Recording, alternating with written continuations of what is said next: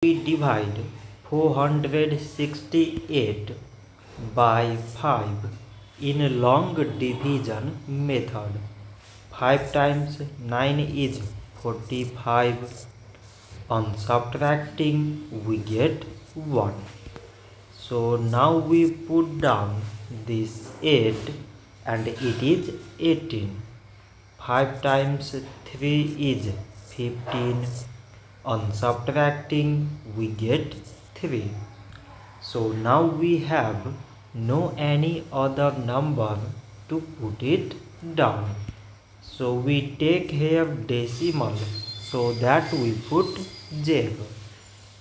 So it is 30 and 5 times 6 is 30. On subtracting we get 0. So 468 divided by 5 is 93.6. So this much for today and thanks for watching.